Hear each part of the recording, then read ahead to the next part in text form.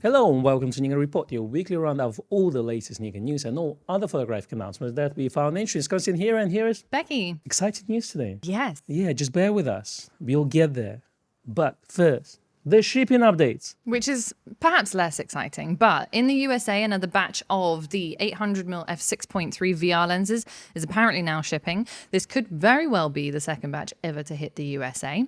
Unfortunately, in the UK, we have not seen a second batch of 800mm. They're all in the United States. Apparently so. Now, Z9s again are trickling through. The batch that I think I mentioned last week was going to came in, which is good. So those people that were waiting since December or whenever it was have finally gotten them. Obviously, there are certain dealerships in the UK who have now completed their back orders or are very close to it because they had fewer back orders than us. So you might start to see one pop up here or there over the coming weeks on websites. I doubt that they're going to be sticking around for very long. And we still do recommend that you put in an order if you're desperate to get your hands on one ASAP.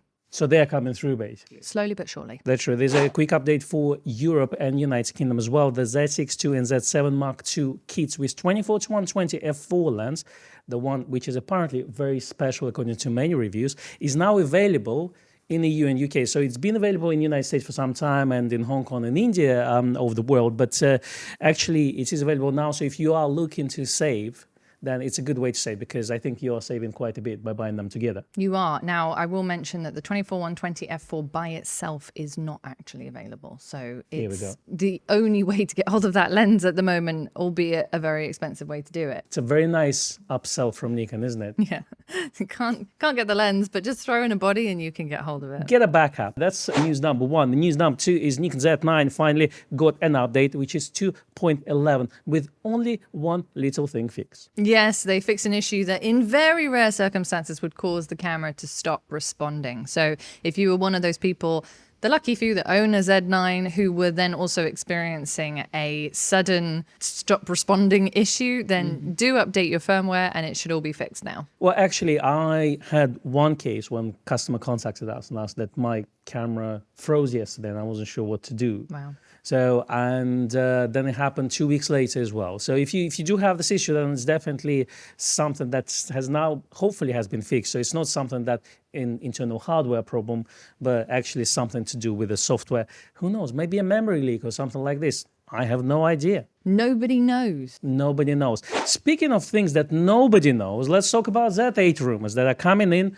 as we speak. So again, people are grasping for straws, and we have another non-rumor for you. So it's Nikon China posts 67 megapixel photo, igniting the rumors of higher resolution camera. Yeah, I did see this actually being touted in various different places. Yeah, Becky is frequent visitor of Nikon China webpage. I am. No, it comes up in my sort of Google recommends thing actually, is these articles. So do you have an account on Weibo?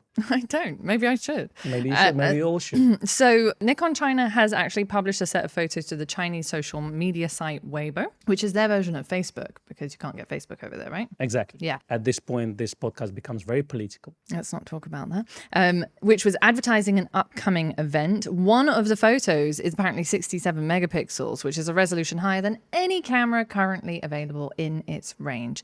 From Nikon. Now, the Weibo post was spotted by Nikon Rumors and was made to publicize the Nikon Creative Camp live stream class taking place on September the 10th and the 24th.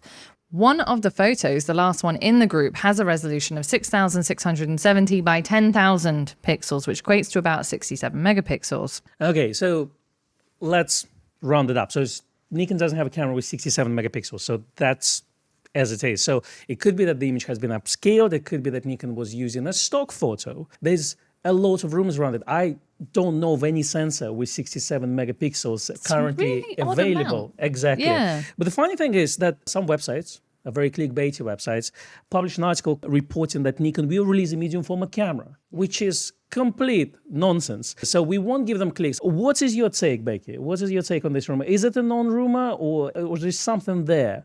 Okay, so there's a couple of ways that we could look at this. One is the Z8 going to happen, or is something with a higher resolution sensor? I know we like to call it a Z8. That's the searchable term, so we'll include it.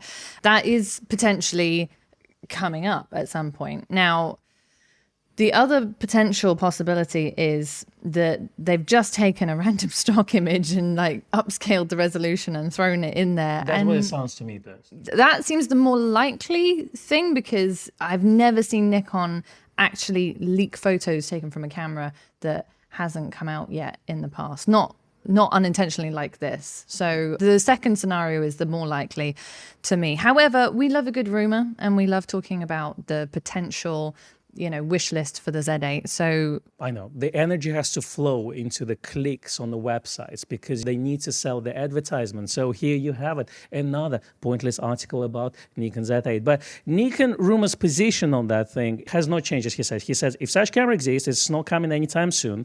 Nikon still cannot fulfill their existing Z9 orders, and they will not announce a new camera that can potentially compete and sell even better than Nikon Z9.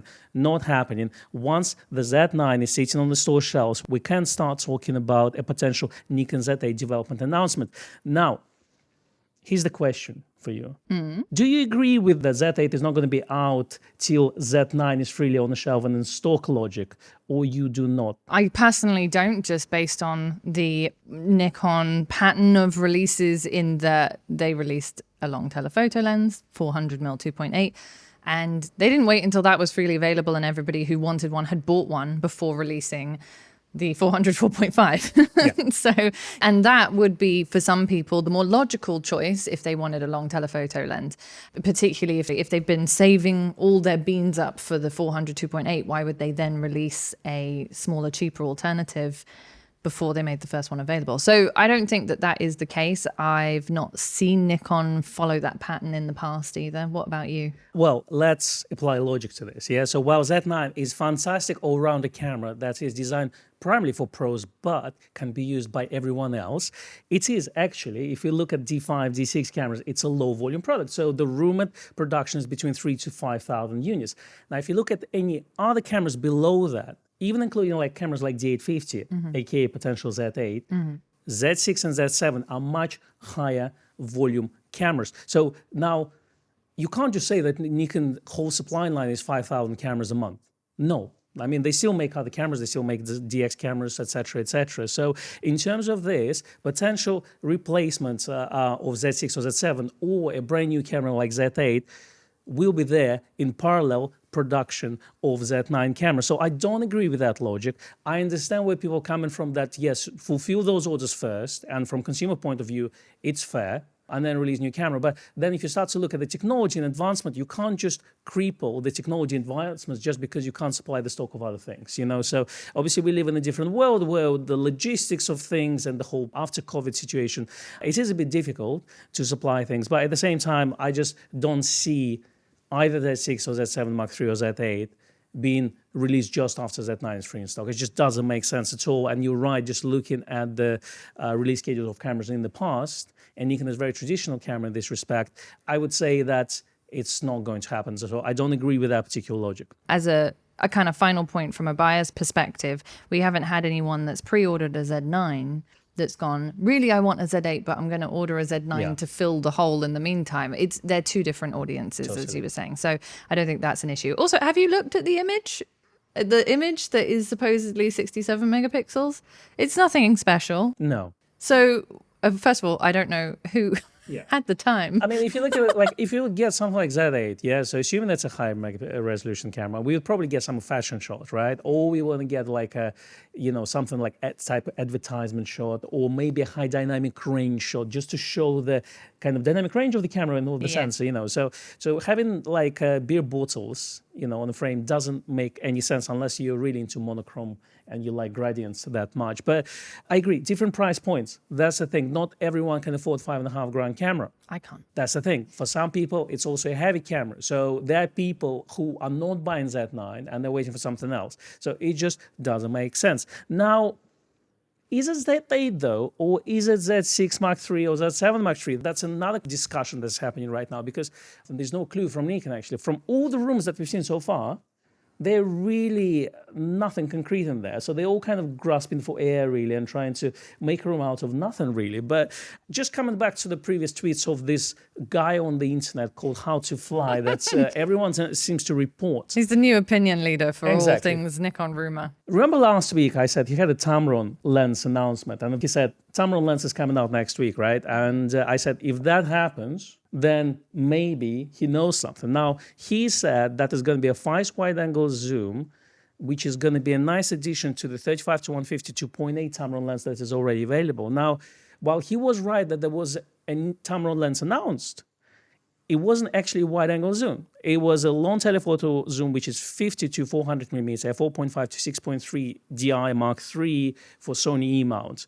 So he wasn't right there. So I think my point from last week still stands. I think whatever rumors are there, I don't believe them. I don't think that he knows something, but you never know. Now, looking at other commenters on things, we have Matt Irwin, who says that he thinks that Z6 Mark III will happen first, and he brings valid points on something that this camera is actually needs to be replaced first. Exactly. Now, the Z6 III as a potential why that needs to come first, I understand Matt's arguments totally, and in a lot of ways I agree with him. The Z6 II was kind of put there as a solution for certain types of photography, and although it delivers 90% of what it was supposed to, it's not that dual processor fast action sports camera that we were kind of hoping for. So a Z6 III, which incorporates some of those improvements from the Z9, whilst not being in any way competition with the Z9, I think is a really nice move. Many people have asked us over recent weeks what we think is going to come next. And to be entirely honest with you, I have no idea. At this point, I will be surprised no matter what Nikon eventually come out with. So here you have, folks, no one knows anything.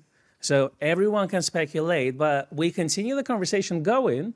And of course, put your opinions in the comments below as well. What do you think is, so Yeah. I agree with Matt. I think it's either the Z6 III or Z8 perhaps, but as we all say, Z6 II and Z7 II, they're not Z9.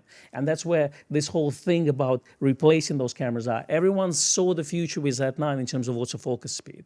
And in terms of this, they want to have that technology in the more prosumer models. And in terms of this, yes, I think we all agree that Z6 needs to have an updated sensor, that's for sure. So 33 megapixel sensor, that's been made by Sony, so it's now there. And obviously, it leaves a lot of questions what Z7 is going to be and what Z5 is going to be. But we've discussed this to death back in the day, so have a look at our previous reports on that. So tell us what you think in the comments below, and hopefully you'll get more substantial rumors and leaks in the future. I just hope we get a camera released in the future. That would be nice. Well, according to many people, we're going to see the camera in September.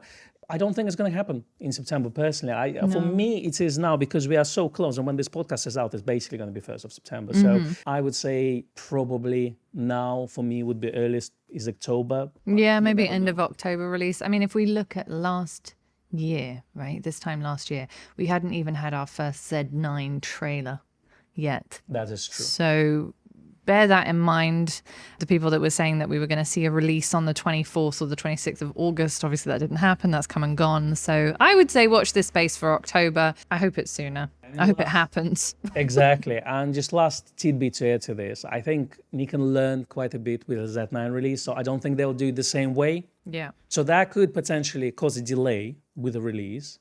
So just to make sure that maybe more stock has been manufactured to release and there's no gap between, let's say, development announcement, if that ever happens, then to actual announcements of the camera. So you never know. And that's the thing, we might see a development announcement in October and then the camera is going to be out in January, February. You never know. So stay tuned. Another little bit of a non-rumor, but potentially of interest to some of our viewers, the 100 to 400 Z lens has had a material change. What that essentially means is that the SKU or the stock code has been changed from letter A to a letter B. Then in an email sent out to UK dealers, they said the old material code is JMAZ16DA and they've just stuck a B on the end instead. What does that mean, do you think, Con? Does it have any meaning, or is it just maybe they changed the material that the box is made out of or something like that? Well, that's the thing. Something has changed. I don't think it's a design of the lens. I don't think it's a, let's say, construction of the lens or materials that they use. But there's definitely something changed. You say it could be the size of the box, could be the size of the packaging, could be potentially some addition to the manual that has been added. And then that just requires it's a new model, effectively. It's a new product now. We're going to change the number. The thing about this is obviously we don't know from what serial number it's all started. But I think if we apply logic that there's no actual optical change, we can put a clickbait title and say, ooh, there's a version 2 of Z100-200 lens, but I don't think that's the case. But it's a peculiar one. I think next time we have a Nikon rep, we're going to ask them this question, and they will clearly not answer this, but we'll ask anyway. We will. Moving on to some third-party news, Viltrox says that they've been told by Canon to stop selling all RF mount products.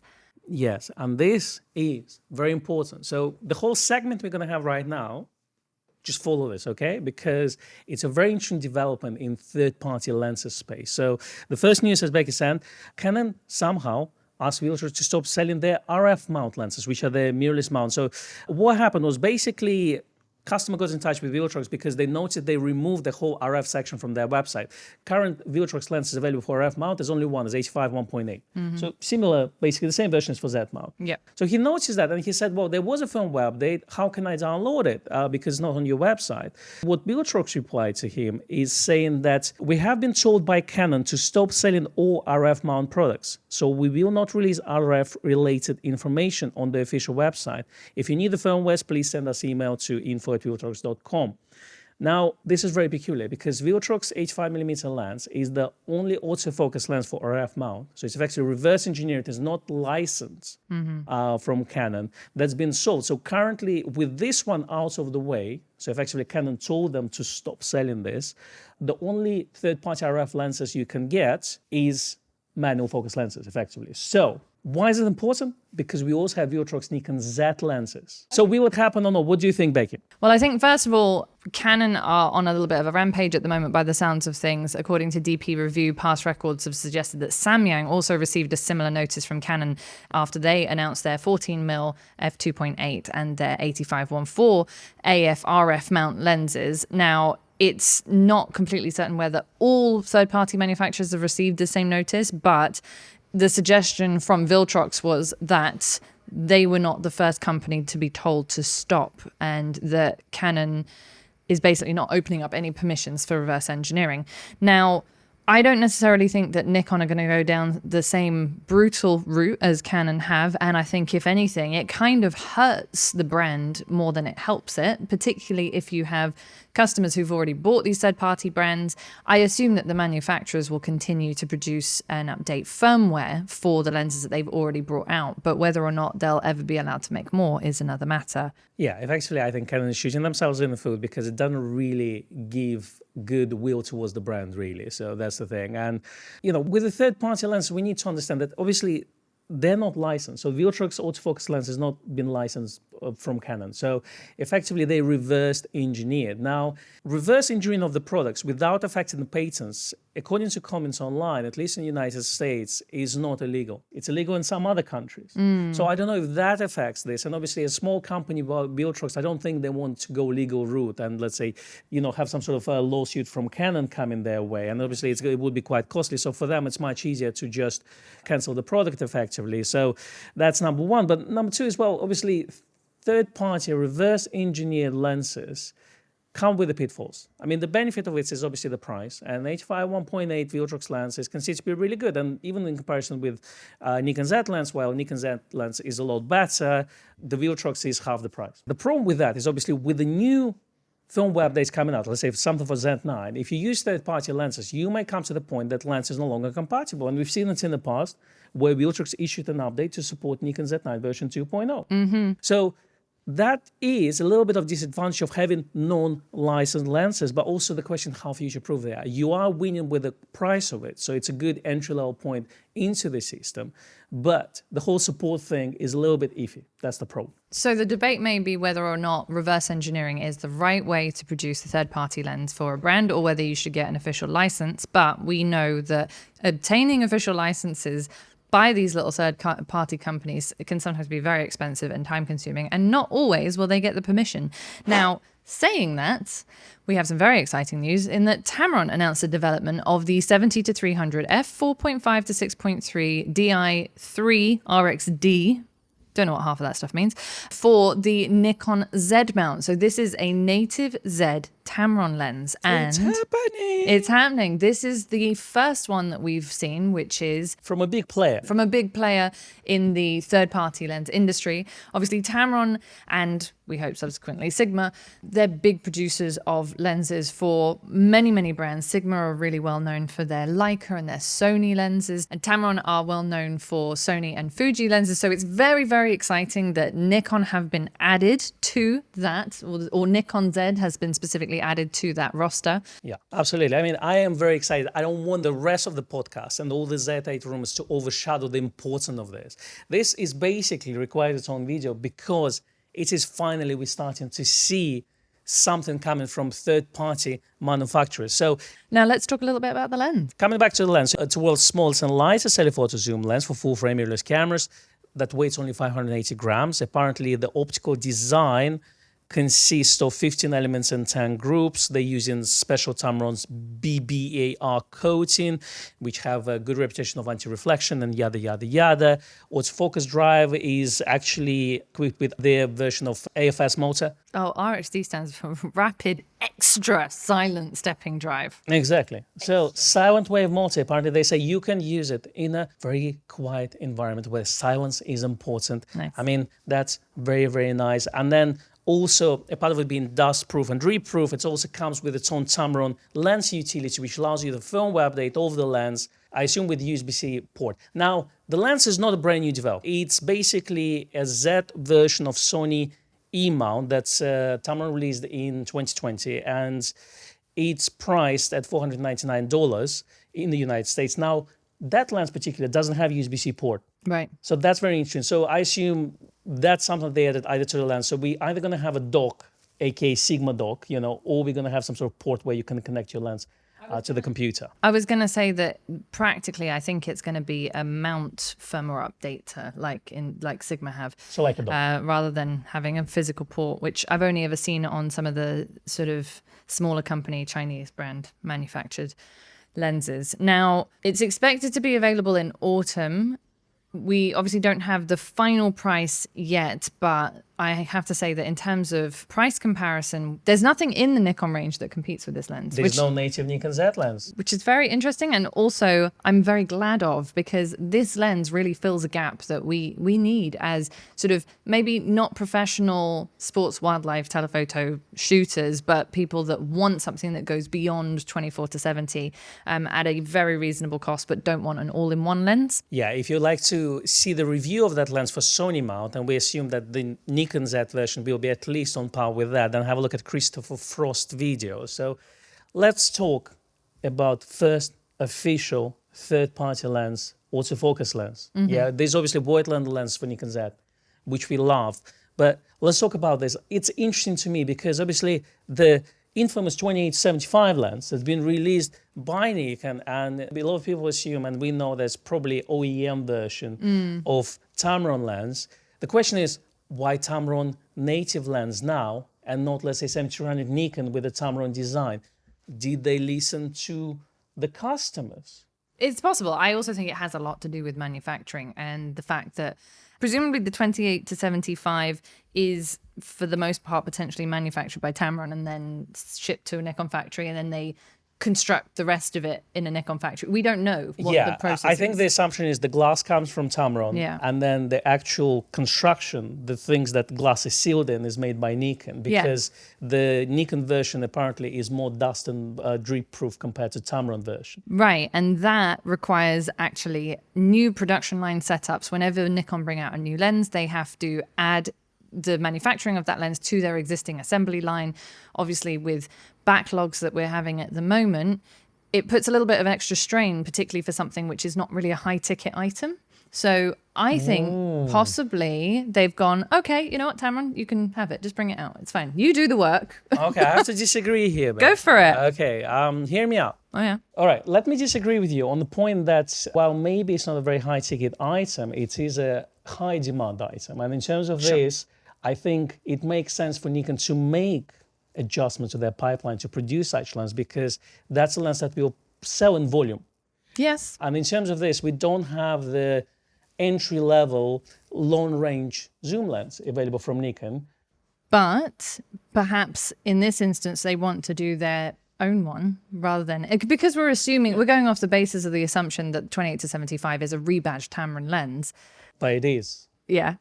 We're going off the unofficial word that we know that the 28-75 is a rebadged Tamron lens. So rather than them going, okay, we're going to do another one the same way, Tamron are going to produce their own, and then we'll produce our own Nikon one, because Nikon have that design. They have the 70-300 in multiple versions, both DX and FX and F mount, and it wouldn't take that much work to produce their own version. So that's what I think. Okay, very interesting. I agree and disagree with you to certain bits, but I personally think that the reason why we don't see a Nikon version of a Tamron lens is maybe because of the feedback that they received from you consumers. So you won. Yay! Exactly. Take a pat on the back. Could be. It's an interesting development, because obviously we heard that Nikon will announce at least 5 Tamron lenses. That was the rumor back in the day. It's true. So I forgot about that, actually. So that's what's interesting to me. That's what's very interesting to me. Maybe we gonna see those 5 lenses, but they're gonna be more of a kind of a wide aperture lenses and not variable aperture lenses. Who knows? Nikon have quite a long and very good relationships with them. They were rumored some Tamron lenses Nikon shell back in the day around f-mount lenses.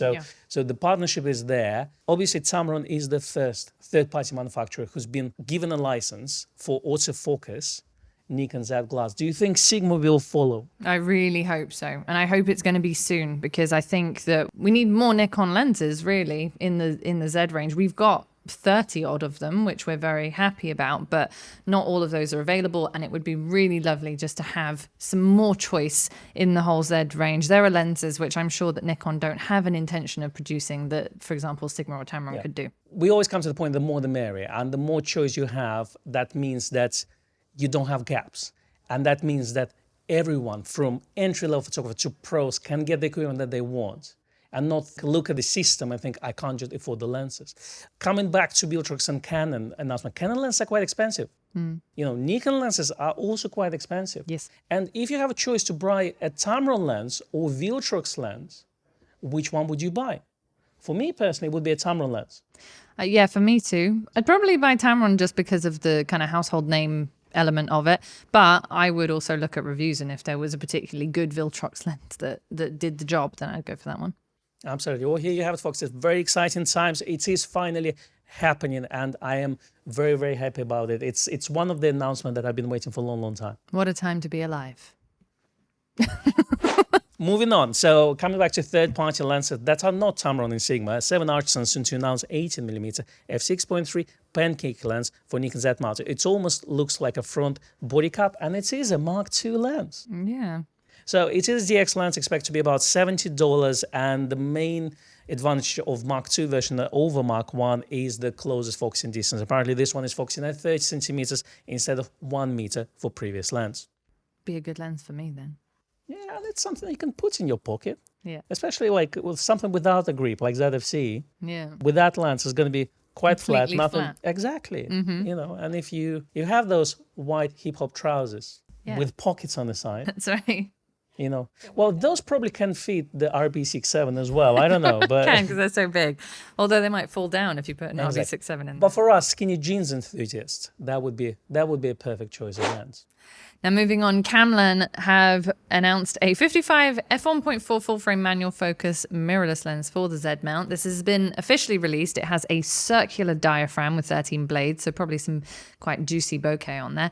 It's made entirely of metal and incorporates 8 elements, including a high refractive glass element. Wow. I don't know if that's one or multiple, but anyway. Has clickless aperturing, which is very useful for videographers. It is full frame. That's worth noting because we don't have that many manual focus full frame lenses out there at the moment. It's going to weigh 475 grams and will be priced at around $250 or 34,000 yen. Okay, so it's an entry-level manual focus lens for $250. Again, you got that choice of lenses. Again, I would go for Voigtlander personally, but it's like four four times the price. Exactly. All right, the last of third-party news, we have Lexa about to release their world fastest CF Express Type B memory card, which is in their Lexa Diamond series. So now this one writes at 1700 megabytes per second and reads files at 1900 megabytes per second. So just compare with the other memory cards that are available from other manufacturers. Normally you have a speed between 1700 read speed and about 1500 megabytes write speed. So this one is a little bit faster.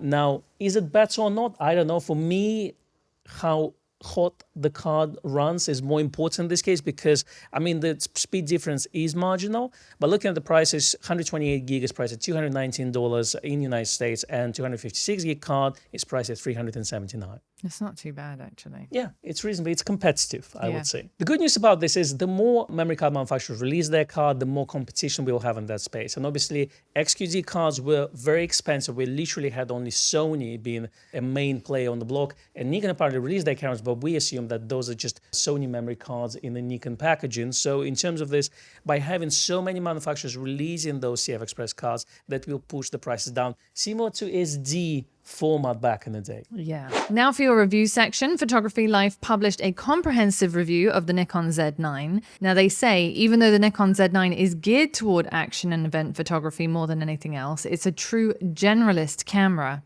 It amazes me, whoever the reviewer was, that the Z9 can credibly claim to be the best sports wildlife photography camera on the market today, and the best landscape camera, and the best wedding camera, and the best stills-oriented camera for video, and so on. There is very little that the Z9 is not excellent at doing. Now, first of all, the review is incredibly comprehensive, so we're going to link it for you in the description box and the podcast notes so that you can go and have a look. There is a colossal list of pros and cons, but we're going to just highlight a few. So for the pros, for example, the best image sensor in terms of quality of any modern camera, the high magnification EVF with no headache-inducing flickering issues, the outstanding high frames per second with blackout-free and slideshow-free shooting, full electronic shutter with no meaningful drawbacks, long battery life, easily capable of a day of shooting, and very competitive launch price. What are some of the cons, Con? Well, there are quite a few of them, but they're very, very specific. So in terms of this, I think a lot of them can be addressed via firmware update. But what they say is pre-release burst is either 30 or 120 frames per second, and it's only JPEG only. RAW is not possible.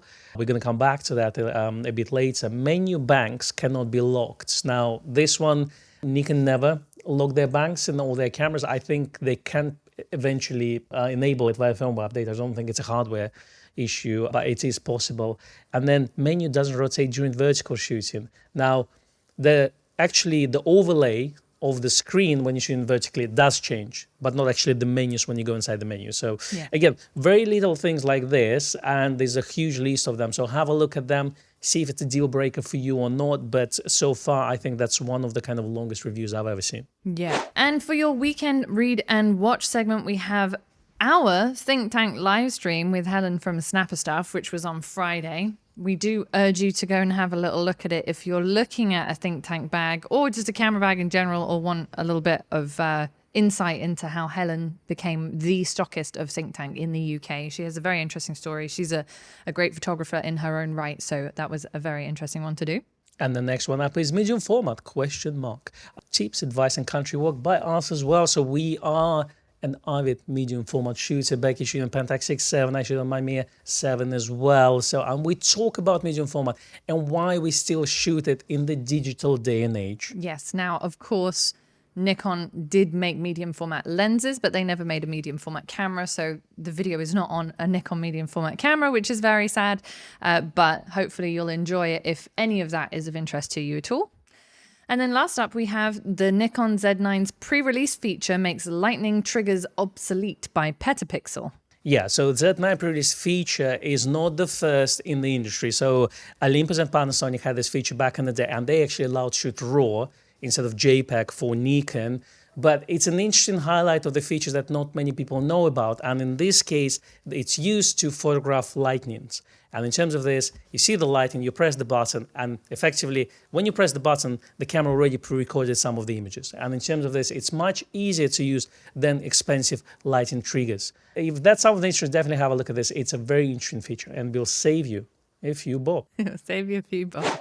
And that's a wrap. Thanks for joining us today. That's right. Thank you very much for watching and or listening. If you are on YouTube, please give us a like and a subscribe. You would not believe the amount of views that we have of people that are not subscribers. It takes just a second. It's completely free and it helps the channel colossally. If you're listening on a podcast platform, you can also give us a follow, a rating, even a review. Again, it all really, really helps. Yes, and if you want to find us on other social medias of the world, we are available on Instagram. Becky is. I'm at Rebecca_Danese. The shop is Nikina Grace, and I'm at Konstantin Kochkin. And there you have it. Fantastic. We will see you next week. Bye-bye. Bye.